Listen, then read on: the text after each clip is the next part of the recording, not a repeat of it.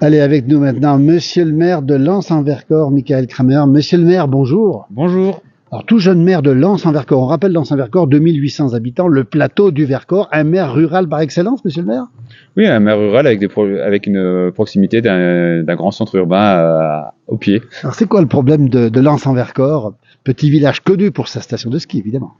Alors le problème, c'est la cohabitation entre toutes les nouvelles populations et les anciennes populations, c'est-à-dire le monde urbain qui s'installe sur la commune et le monde rural qui était en place.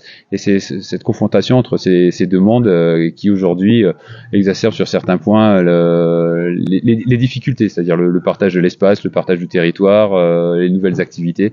Voilà, c'est toutes ces problématiques où on a du mal à appréhender la ruralité, que la forêt en majorité elle est privée, que on fait pas des sentiers partout dans les forêts privées. Voilà, c'est toutes ces problématiques là qui sont aujourd'hui difficiles et qui rendent difficile le partage.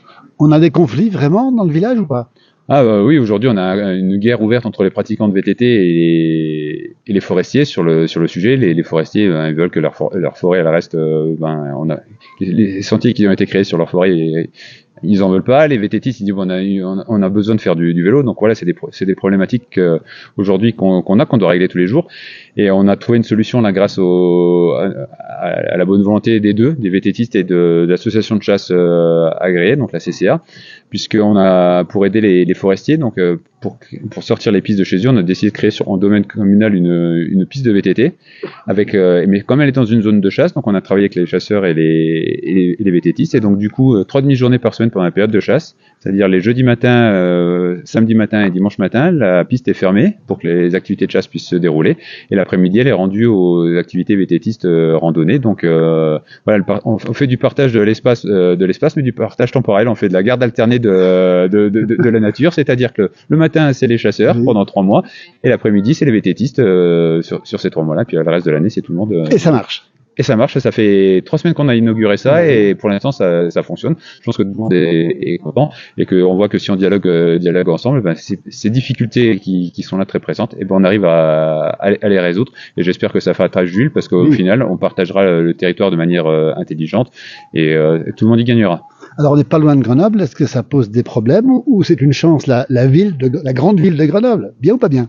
Les deux. Les deux, parce que ça apporte typiquement pour la station de ski en hiver, c'est notre gros pool de clientèle, et il est sur Grenoble, donc c'est vrai que c'est important, et ça canalise toute la population sur le stade de neige.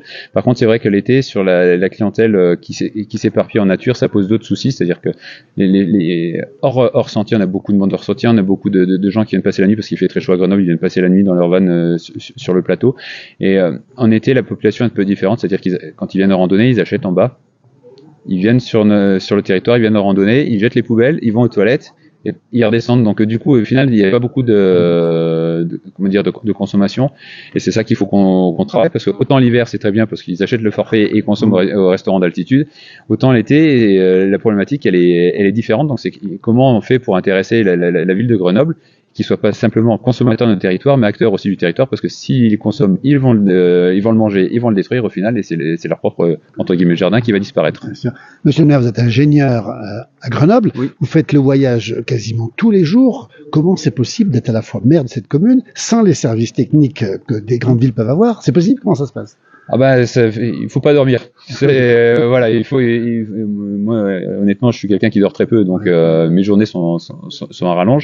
Mais voilà, c'est vraiment compliqué. Mais c'est aussi ce qui fait la passion d'être maire aussi. Aujourd'hui, les difficultés, faut pas s'arrêter à la difficulté. Si on s'engage pour les habitants, faut s'engager surtout. Donc je pense que ça peut être vu comme difficulté. La voiture, cette période-là, c'est la période que j'utilise pour téléphoner, pour passer mes coups de fil. Mais encore une fois, je pense que c'est une difficulté, certes. Aujourd'hui, on a accès au télétravail, donc le télétravail nous aide aussi sur certains points, pas faire l'aller-retour dans la journée sur Grenoble, mais c'est vrai que c'est passer sa vie sur la route, c'est important. Voilà, pour le mandat, avant d'avoir le mandat, on faisait très peu de kilomètres. Maintenant, pour le mandat, je peux chiffrer à peu près 20 000 kilomètres par an. À cause ou grâce au mandat de voiture. Donc un mandat, on fait beaucoup de voitures. Monsieur le maire, vous êtes originaire de la frontière luxembourgeoise. Bel exemple d'intégration dans le Vercors, dans ces petits villages du plateau du Vercors. Oui, alors on a toujours coutume de dire que c'est difficile de se faire intégrer en montagne. Ah vrai? Alors c'est pas facile, mais c'est pas impossible. Et je pense que si on est intelligent et qu'on porte des projets qui sont en rapport avec le territoire, c'est-à-dire qu'on porte pas des projets hors sol, mais des projets qui s'intègrent vraiment dans l'ADN du territoire, je pense qu'on s'intègre assez facilement et puis on peut les porter. Voilà, c'est ça, c'est qui. Quand on arrive sur un territoire, il faut pas expliquer aux gens ce qu'il faut faire. Il faut comprendre le territoire. Et avec le territoire, on prend d'autres directions s'il faut prendre d'autres directions. Le docteur Fabre qui a créé la station à Lens-en-Vercors n'était pas originaire de Lens-en-Vercors, donc on voit qu'il y a bien avant moi, il y a des gens qui étaient intégrés et qui ont pu faire avancer les choses. Donc voilà, mais il faut pas se poser en donneur de leçons. Il faut juste comprendre et apporter une vision différente, mais pas un donneur de leçons. Dernière question, monsieur le maire. En 2026, vous repartirez?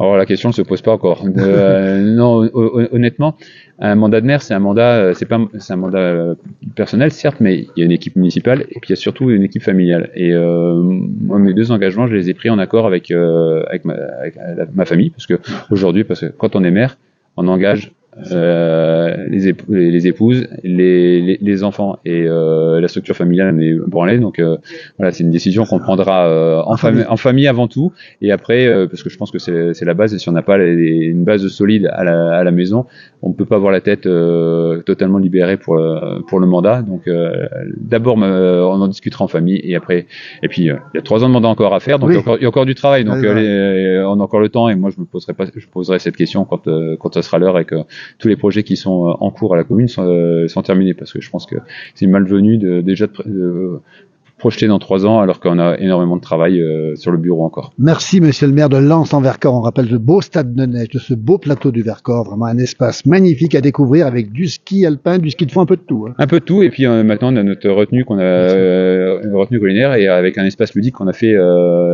l'été, avec une zone pour les enfants, avec un radeau, une pataugeoire, des choses où les enfants peuvent jouer avec des écluses d'eau. Donc venez profiter de Lens toute l'année. Voilà, surtout l'été quand il fera chaud. Merci monsieur le maire. Merci à vous. Merci beaucoup, merci.